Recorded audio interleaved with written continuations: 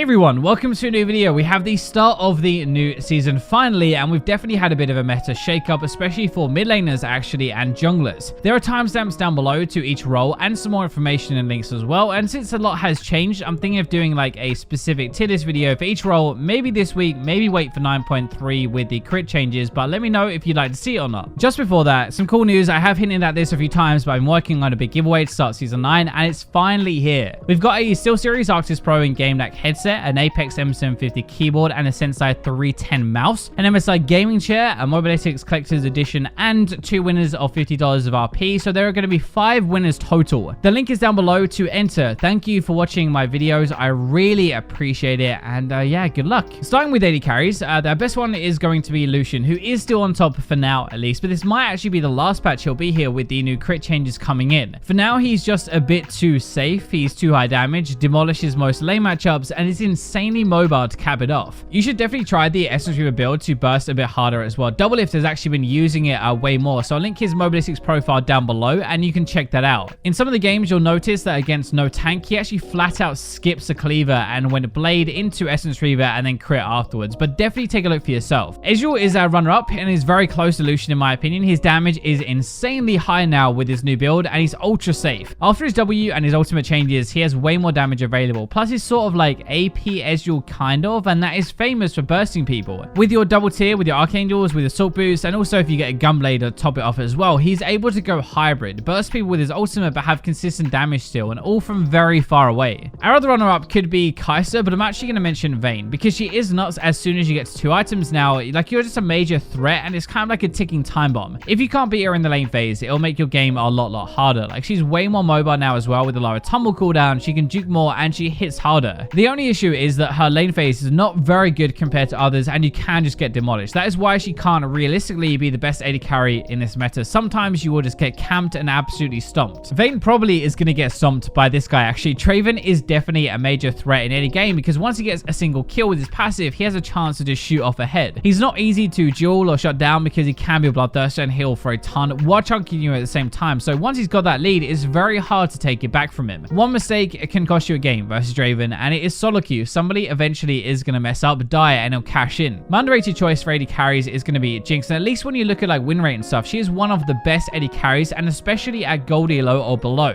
Her zap is so much better after the buff. She can shoot this off almost instantly, and you still got your resets that make her easier to play and a lot stronger in kind of like a chaos style fight. Mid lane has had kind of a massive shakeup with pretty much all of the big boys nerfed in the same patch. They are still decent, but not as good. Leblanc actually managed to avoid those though, and I've seen her a ton in my games now this patch, and she pretty much always does well. You have insanely high damage output, you can roam around the map after winning a lane and insta-pop the person she decides to focus. We put a standard build here, but Bobkin is actually one of the best Leblancs in NA, and he's been running a Spellbinder sometimes since season 9. You can always find his stream, but I'm also going to link his Mobalytics profile down below, and you can have a look at this build and skill order. No doubt it will make her one shot even stronger than before if she activates Spellbinder before going in. Lissandra is actually one of the, I think, worst matchups for LeBlanc because of her Aftershock pretty much, and someday I hope this will get nerfed. She's very easy to play at the moment. Aftershock gives a ton of defense at the start of fights to make trading or killing her very difficult, and you can't really go wrong with her, to be honest, at all. With Galio, Cassiopeia, and Kassadin all not being as good this patch, Lissandra has kind of come back up to the top really a little bit to replace them again.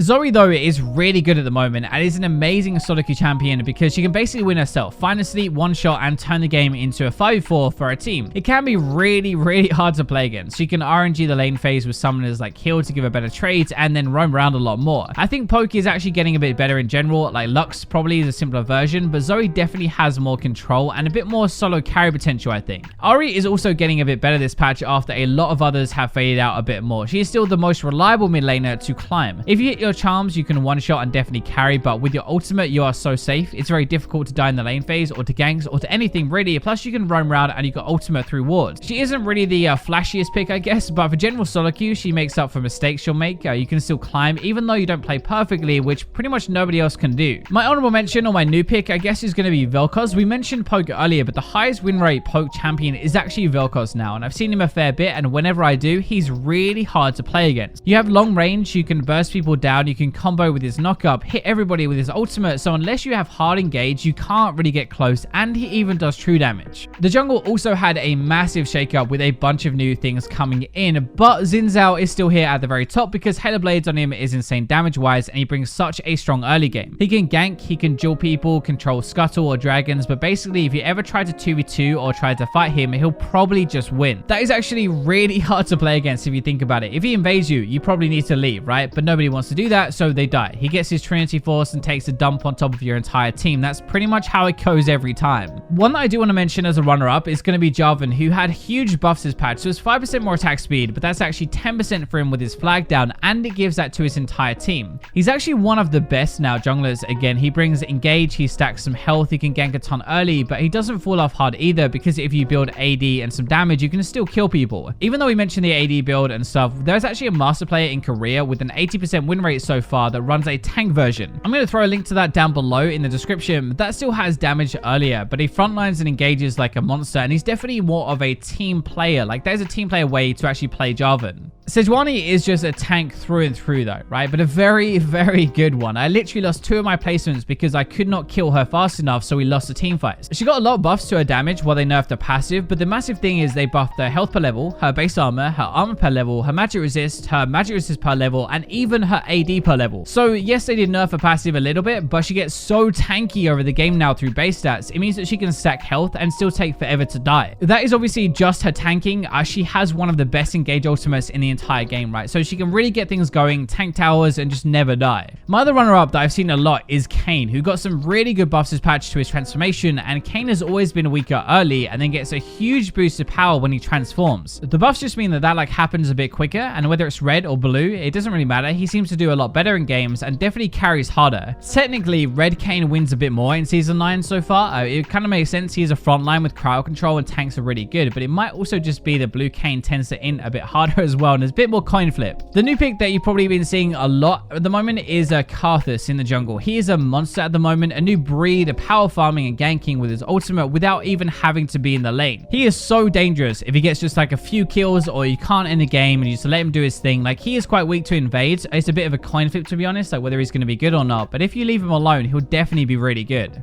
So support will probably move with the new item changes, like the new 80 carry ones in 9.3, but for now, Thresh is still the best choice by a mile. I see him in pretty much every single game at the moment. It's really boring, but I don't think he's ever a bad choice. Good setup, your hooks are deadly, you could be more defensive with your flays if you need to, but he actually has a lot of damage with his full combo. If you manage to blow a flash in the lane phase, it is just a matter of time really before you hook and you catch again, but he's not just a kill machine, he's really versatile. The first one I want to mention as a runner-up is Sona, because she's absolutely insane once she reaches 2 items. As weird as that sounds for a support, she'll hit around level 11 around then, have reduced cooldowns on her auras and items to buff them up. Sona's lane phase is pretty bad, but if you can just like not completely in, she is one of the best team fights in the game. She'll keep everybody alive, speed them up, and increase their damage. Another way to do this, if you're feeling a bit more spicy or you want to play at lower ranks, is to grab a Sheen in your build. This guy I'll link to below gets a tier straight away, and then a Sheen to try and spam and slam all lane. Honestly, the AP damage is not that bad at all. It's actually pretty good, and you can definitely burst really hard,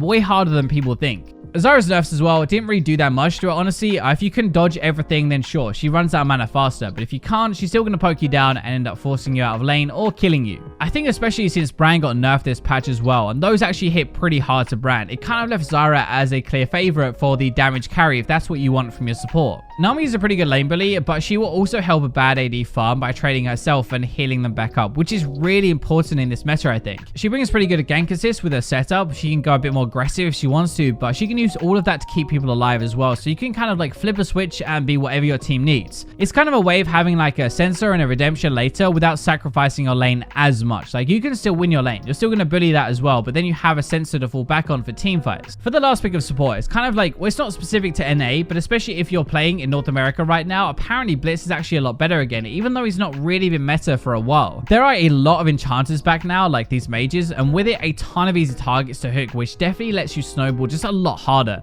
Finally, let's go into our top lane then. So the best pick by far, I think, is going to be Vlad. He's actually nuts right now. His damage is so high at 2 items. As soon as he picks up that proto death cap that most people rush now. Apart from that, he's also just really fast. I know it sounds kind of weird, but if you want to gank him, you got to deal with his pull, his speed from phase rush, and even Nimbus Cloak if he ults as well. There's a guy in Korean Masters who runs the normal page that we showed you, but also has his Klepto page, obviously, for certain matchups, mostly against tanks. Instead of phase rush, he's going to nab that and get so much free gold out of it from the harass from the lane phase. But if you want to check that out, there's a link down below.